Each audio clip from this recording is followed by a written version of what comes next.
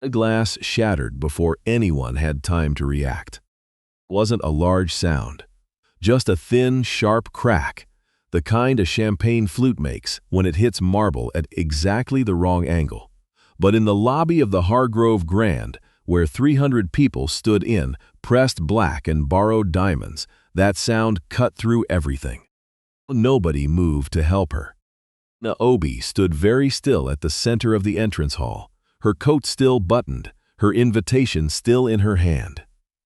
The glass had belonged to someone else, a server who had stepped backward without looking, who had collided with Lena's shoulder and sent the flute spinning. The server was already apologizing, quietly, to the floor. Lena touched the server's arm once and said it was fine. It was not the evening she had planned. But then, she had learned not to plan evenings like this too carefully. Hargrove Grand had been built in 1927 and restored twice, once in 1989, once in 2019. The restoration in 2019 had been funded in part by a private equity vehicle called Northgate Meridian Capital. Nobody at the party that evening knew that. Why would they? The name appeared nowhere in the lobby. It appeared nowhere on the invitation, nowhere on the welcome banner stretched above the main staircase that read Hargrove Family Charitable Foundation, Annual Winter Gala. It appeared, however, on the deed. Hargrove family, specifically Mr. Clifton Hargrove Sr. and his wife, Mrs. Dorothea Hargrove, had borrowed heavily to fund the 2019 restoration. The hotel was their most visible asset and their most visible liability.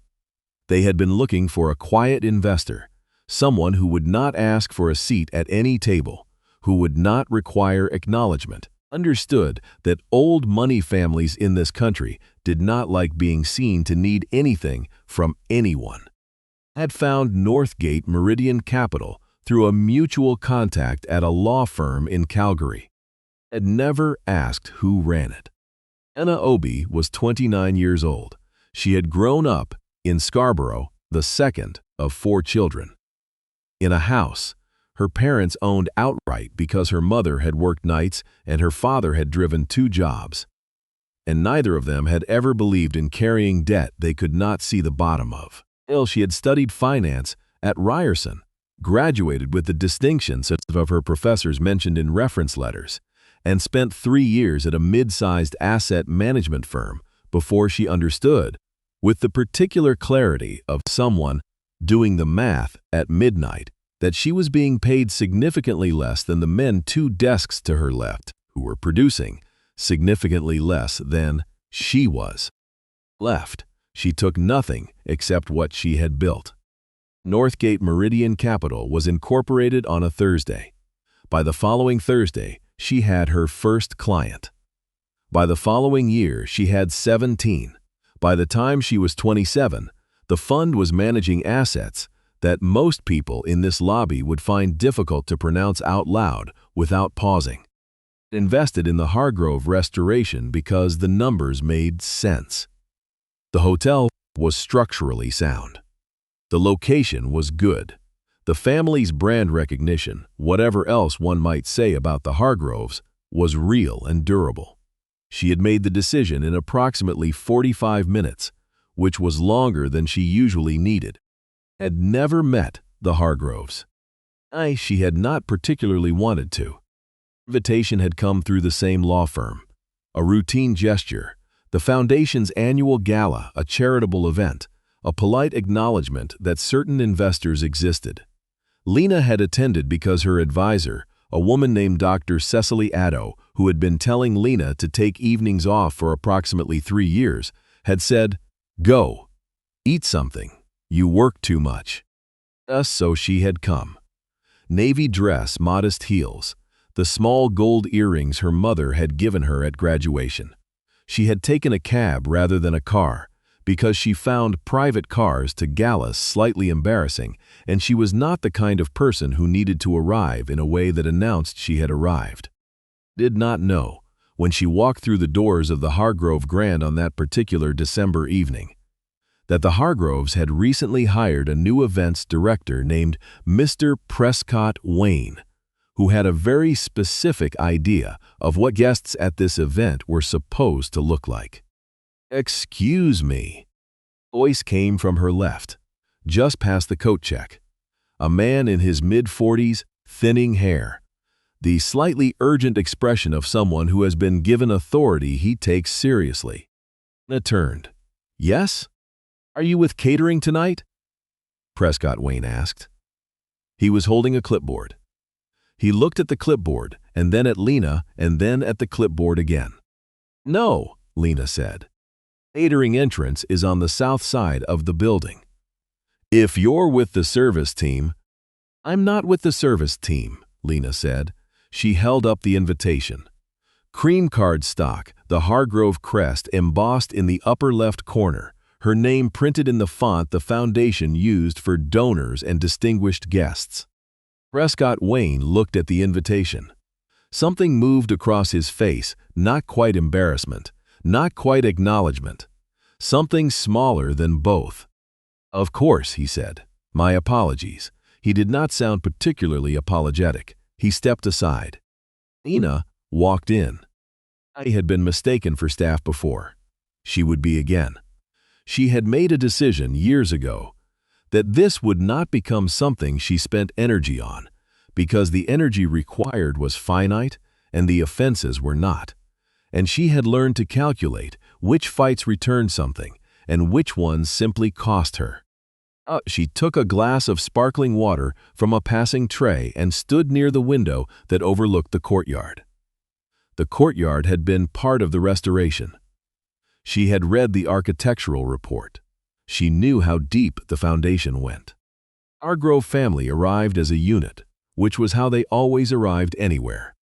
Clifton Sr. first, then Dorothea on his arm, then their son Clifton Jr., who went by CJ, and had recently been appointed to the Foundation's board, and finally their daughter, Miss Sabrina Hargrove, who was 26, and whom the press occasionally photographed at events like this because she had learned, early, to stand at angles that photographed well. Moved through the room the way families like this always move through rooms they own slowly, pausing to receive, inclining their heads at the correct moments, speaking just loudly enough that the people nearby could hear without straining. Anna watched them from across the room with the mild analytical interest she brought to most things. And she was standing near a small group of people she did not know, listening to a conversation about ski conditions in Whistler, when Sabrina Hargrove separated from the family formation and moved in Lena's direction. Not toward Lena specifically. Toward the window, toward the view. Then Sabrina stopped. She looked at Lena the way people sometimes look at things that are in the wrong place. Not with hostility, exactly, but with the specific confusion of spatial violation, as though Lena were a piece of furniture that had been moved 2 inches to the left. "Aye," Sabrina said. "Do you work here?" "No," Lena said. "Are you a +1? I don't recognize you from the list." "I'm on the list," Lena said. "Obi, Lena Obi." Sabrina tilted her head. "Who brought you?" "No one brought me," Lena said. "I received an invitation." Something shifted in Sabrina's expression. It was a very small shift. The kind of shift that is almost invisible unless you have spent years reading rooms and the people standing in them. "From whom?" Sabrina asked. "From the Foundation," Lena said. "Through Whitfield and Associates." Sabrina's eyes moved to Lena's earrings, to her dress, to her shoes. It was a quick inventory, the kind taken so often it had become unconscious. Then she smiled, the particular smile of someone who has decided, without exactly deciding, that they know what they are dealing with. "Of course," she said, and turned back toward the window as though Lena had already left. Lena did not leave. Finished her sparkling water.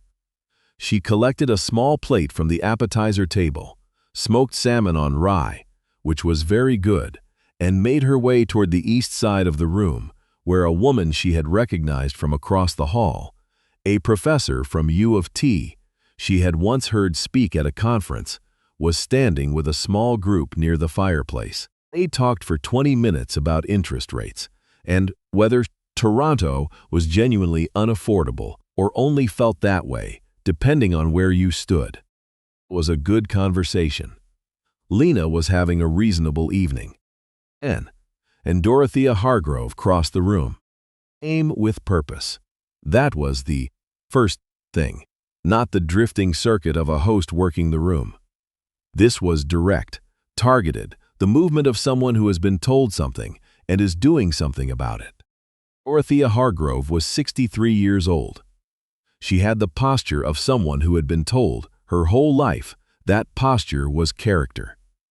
She wore a winter white gown that had probably cost more than Lena's first car, and she wore it with the unconscious ease of someone for whom expense is not a consideration because it has never been a category.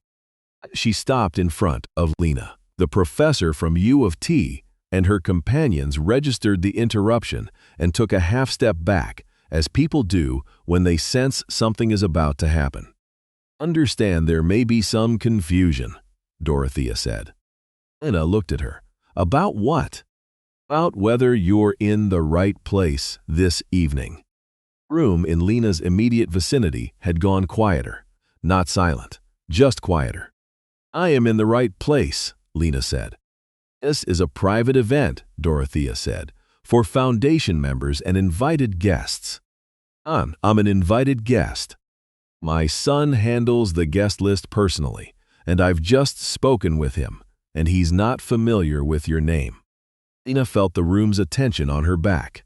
She was aware of it the way you are aware of cold air from an open window. Not the source, just the presence. "Your family's legal firm sent the invitation," Lena said. Her voice was entirely level.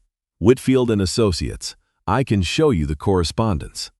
Dorothea Hargrove looked at Lena with the expression of someone who has decided that the explanation, whatever it is, does not change the conclusion they have already arrived at. "I'm afraid," Dorothea said, "that there has been an error somewhere. Our guests this evening is for people who are part of our community. People who have a relationship with the work we do." "I have a relationship with this hotel," Lena said. "I'm sorry?" I said I have a relationship with this hotel." Dorothea's expression cooled. "I don't know what that means." "Means," Lena said, "that I think you should call Whitfield and Associates before this conversation goes any further." There was a pause. Dorothea took it as insubordination. She turned to her right where her son CJ had arrived, apparently summoned, mid-30s, confident in the way people are confident when they have never had a serious reason not to be. Dorothea said, "Could you please escort our guest out?" It was not a question. CJ Hargrove put his hand on Lena's arm. A grip, not quite, but contact. Pressure, the steering pressure of someone who expects to steer. Lena looked down at his hand. Then she looked up at him. "Don't," she said. "Ma'am, I'm going to have to ask you to come with me." "Take your hand off my arm," Lena said. I didn't. He applied slightly more pressure and began moving her. 3 steps, 4, toward the side corridor that led to the service entrance, because that was where he had decided this was going, and he had never, in his 34 years, had a reason to believe that where he decided things were going was not where they went. On the 5th step, Lena stopped. She stopped with the specific grounded stillness of someone who has decided that this is the moment, not out of anger, not out of performance, but simply because she had done the calculation and arrived at a result. "Move your hand," she said, "or I will call Alistair Whitfield directly, and you will have this conversation in front of your entire board." CJ hesitated. Alistair Whitfield was the senior partner at Whitfield and Associates. CJ knew that name. His father knew that name. That name was not a name you invoked at a party as a bluff. Removed his hand.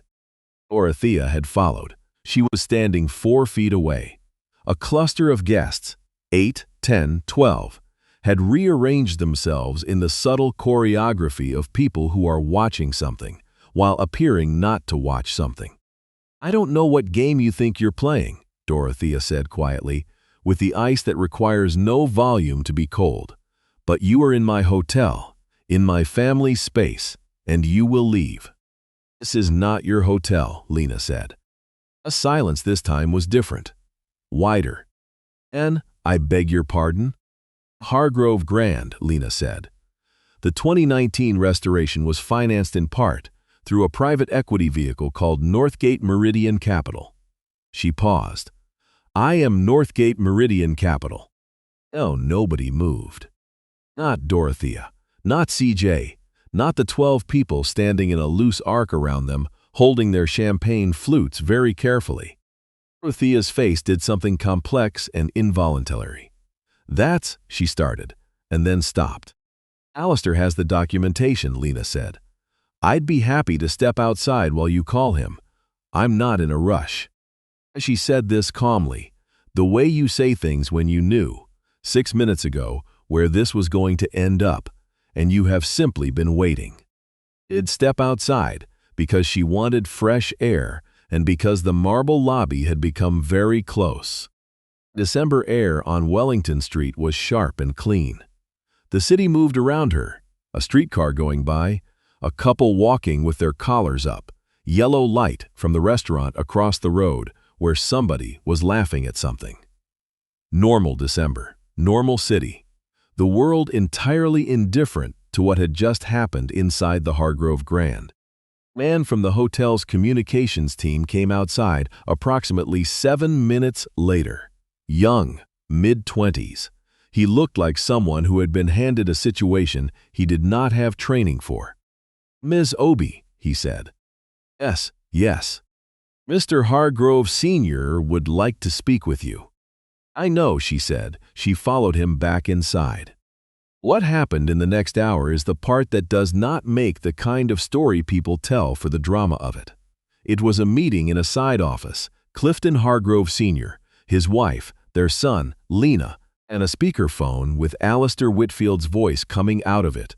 Very calm, very precise, walking through exactly who Northgate Meridian Capital was, exactly what the terms of the 2019 investment had been, exactly what the current equity position looked like. Clifton Sr. sat very still throughout. He was 71 years old, and he had the face of a man who had spent decades understanding, on an abstract level, that consequences existed, and who was now encountering one that was not abstract at all. Dorothea said at one point, "We had no idea." "I know," Lena said. "That was my preference at the time." "Why would you? Why not tell us?" Lena considered the question. It was genuine, she thought. Genuinely confusing to Dorothea. The idea that someone with that kind of stake would choose not to announce it, would choose to simply be present without being seen. "Because I didn't need you to know," Lena said. "The numbers were good. The investment was sound.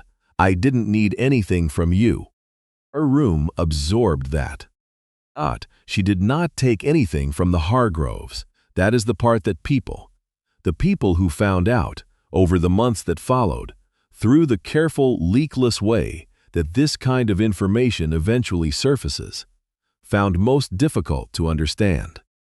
She did not demand a board seat. She did not issue a public statement. She did not give an interview to any of the outlets that reached out, and several did, because the story, wealthy family, charity gala, private equity investor, a December evening, had the shape of something people wanted to read. She did accept an apology. From Clifton Sr. in writing through Whitfield and Associates, which she had requested because she thought there should be a document, and because she did not particularly want to sit in a room with these people again. Adjusted the terms of the investment with Alistair's guidance to include a governance clause, not punitive, just clear. The kind of clarity that should have been there from the beginning. The Hargrove family, to their credit, and Lena did credit them this, because she had learned to be precise about things, made no public noise about it. They held a smaller gala the following year. The guest list was handled differently. Prescott Wayne, the events director, left the organization in January. Lena did not ask about this and was not told directly. She heard it through the same mutual contact who had first connected her to the Hargroves, who mentioned it the way you mention things that have resolved themselves. Thing about the evening that stayed with Lena, not as a wound, but as a fact she returned to occasionally. The way you return to a proof to make sure you followed it correctly was the moment in the lobby when CJ had put his hand on her arm. Not because it was the worst moment. It was not. The worst moment was probably the initial conversation with Dorothea, the polite, structural certainty with which she had looked at Lena and decided. But the hand on the arm was the moment she had thought, "This is what they think the world is. This is the picture they have of how things work." And she had thought, "They are wrong." And she had said what she had said, and done what she had done, and gone outside for fresh air. That was the whole of it, really. The rest was paperwork. Dr. Cecily Addo, when Lena told her the story over lunch the following Tuesday, put her fork down and looked at Lena for a moment without speaking. "You were very calm," Dr. Addo said. "It was not quite a question." "I'd done the math," Lena said. What math?" Lena thought about it. "They needed to know who I was before I told them," she said. "There was no version of that conversation where I could tell them first and have them actually hear it. They needed to arrive at the moment of not knowing in order to understand what not knowing had cost them." Dr. Addo picked her fork back up.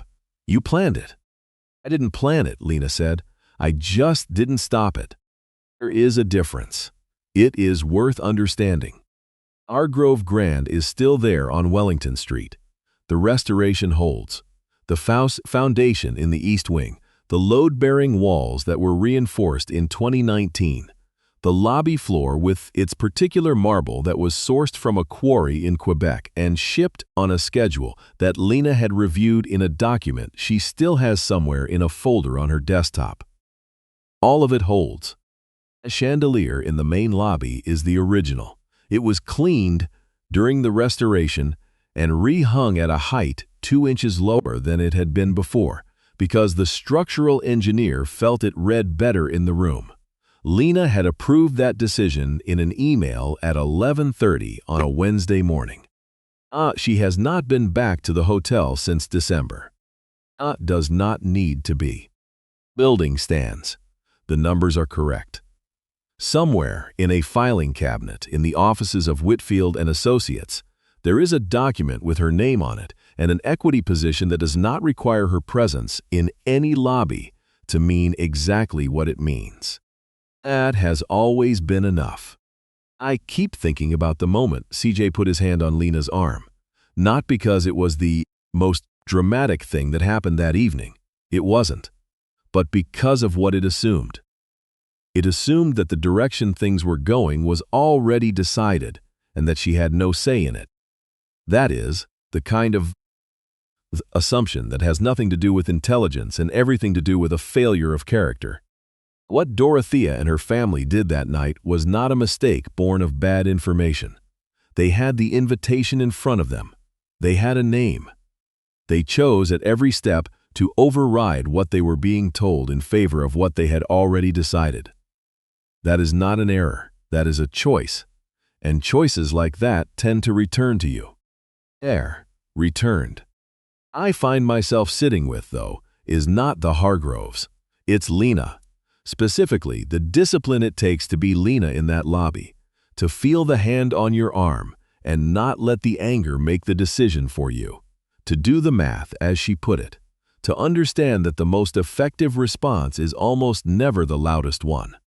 That is not passivity. I want to be clear about that because I think people sometimes confuse the two. Lena was not passive.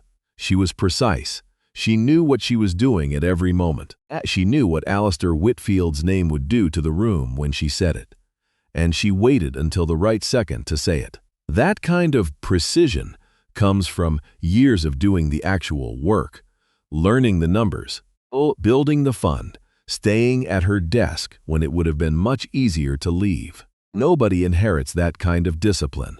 You build it slowly, the way you build anything that lasts. Also think about what Cecily said to her over lunch. You were very calm. And Lena's answer, that she'd done the math. There's something in that I find genuinely useful, because most of the moments in our lives where we lose our footing are moments where we react before we've thought, where the emotion arrives faster than the understanding. Lena had thought. She'd thought well in advance of that evening. A calm was not something she produced on the spot. It was the result of having prepared, of knowing what she knew and trusting that it was enough. That is what good judgment actually looks like, in my experience. Not the absence of feeling, but the ability to feel it and still choose carefully.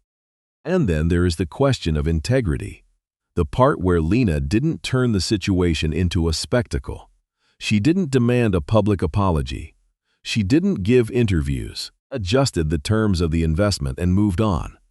Because she wasn't there for revenge. She was there because the numbers made sense, and the building was structurally sound. Her goal had never changed. She just needed the people in the room to finally understand what the situation actually was. The building still stands. That detail matters to me. She put real work into something real, and the work held. It holds regardless of whether the Hargroves understood what they were dealing with. That's the part I return to when I think about what this story is actually about. Not the gala, not the hand on the arm. The foundation in the East Wing poured in 2019, still holding.